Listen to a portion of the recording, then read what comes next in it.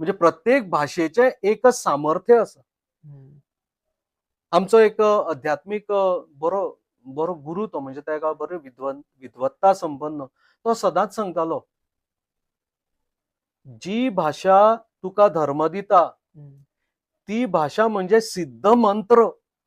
ती भाषाच म्हणजे सिद्ध मंत्र. आणि त्या भाषेतल्यान कितें जरी तयार झाले जाल्यार ते सिद्ध मंत्र म्हणूनच येतले. समजलं. आज आम्ही इंग्रजी भाषेचो प्रभाव इतक्या पर्यंत पळयता, पूण जीवनान फक्त पोटा पाण्या पुरतोच विषय ना. वयर त्याच्या तुका मन असा, त्याच्या वयर तुझे बरे वाणी, बरे विचार असतात, त्याच्या वयर बरे विचार असा, आणि सगळ्यान वयर म्हणटा तो तुझो आत्मभाव.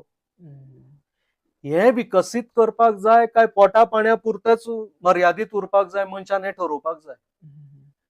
सो हांगा पर्यंत तुका इंग्रजी भाषेन जरी हात दिलो आणि तुका वयर काढलो पोटा पाण्यापर्यंत, पूण त्याच्या वयल्या चक्रांक जी लागता ती आमच्या गोमंतक भूमीन, हांव म्हणटा आमच्या गोमंतक भूमीन, ही मराठी भाषा.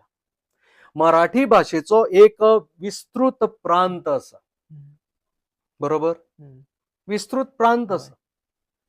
हो प्रांत कोणी लादूना. मराठा शासकांनीच जरी लादला अशें कितें वर्णन आसा काय ना.